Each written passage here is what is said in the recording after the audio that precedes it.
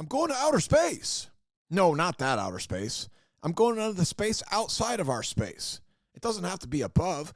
I'm going to the space outside the Earth, where Richard E. Byrd went, outside the ice wall. Yeah, there's an ice wall. Okay, this is how it works. The Earth is a flat plane of existence, and outside of our Earth, there's outer space. No, it's not in space. Not your space. Our space. Proximity. Distance. Terra firma, if you will. Terra, meaning land. Firma, meaning fixed. Solid ground. Or if you want to call it extra territory, the extra territories, extraterrestrials, people from the extra territories, the extra land, then you would be talking about the place where I'm going. It's called the Flat Earth Challenge.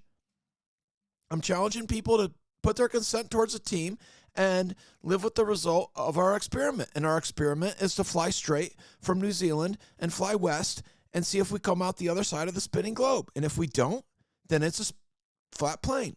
But if we do, if we come out the other side, then we'll hit Africa. Maybe we'll hit Australia, or maybe we'll hit Argentina, Chile. You tell me. Take the challenge and challenge yourself to be willing to live with the result of the following experiment. Take the Flat Earth Challenge. It's really simple.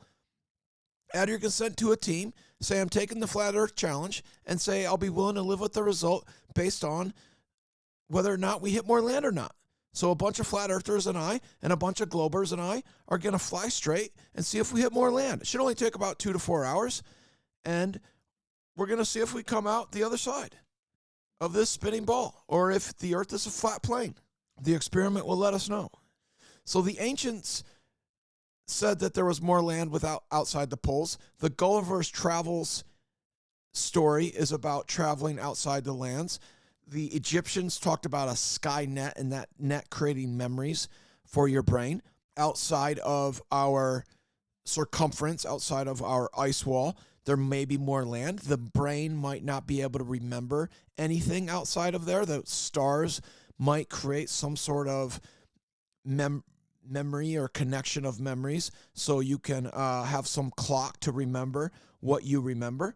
We live in a calendar. Now, our calendar is goofy, but nonetheless, we still remember things based on the stars and the sun and the moon. That's what makes up our memories. And then we put pieces of contact of our life on those memories. And then we remember them emotionally. Now, we can remember things and remember emotion without our memories. I mean, without the clock, but the clock helps us archive it. Now, outside the ice wall, will you have memories? Will it be like a Gulliver's Travels situation where we're giants or we're not giants in other situations? Is it like a inner conscience thing where you have to battle with your demons? There's stories about Hitler having wars in Antarctica. There's stories about battles going on. There's stories about Pindar, the god of the lizard people, being out outside the ice wall. There's stories about the North Pole, about there being lizard people from Journeys to the Center of the Earth. That book, this is nothing new. In the 1800s, there was Jules Verne writing stories about space and outer space. Before that, most of the outer space stories were talked about outside of our Earth, outside of the ice wall.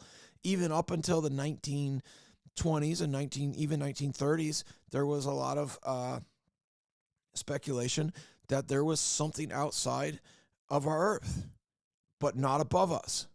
The ancients always talked about a water barrier above us, and there's a lot of debate going on whether the Earth is flat or the Earth is a sphere, and the space is real or space is not real. This is going to settle it once and for all. We're going to do an experiment, and we're going to do some science, and we're going to go on a little field trip, and my buddy Joe Rogan is going to team up with a bunch of scientists, and he's going to head up Team Globe Earth.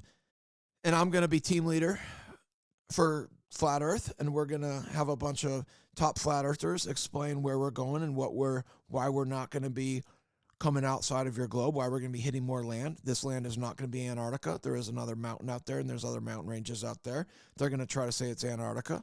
It's not.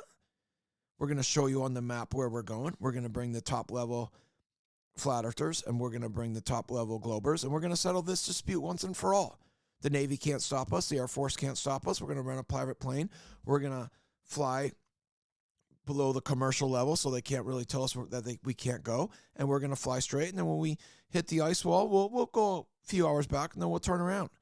The globers need to concede. The flat earthers, if we don't hit more land, we need to concede. And we need to decide when we're going to concede. But we're going to outer space, guys. This is outer space. This is the real outer space. This is the terra firma. This is the lands beyond the territories. This is outside the territories. This is the extraterrestrial lands. Are there extraterrestrials out there? Are there lizards out there? Is Pindar out there? Who knows? We will find out, though. So take the Flat Earth Challenge. Add your consent to a team and be willing to live with the result.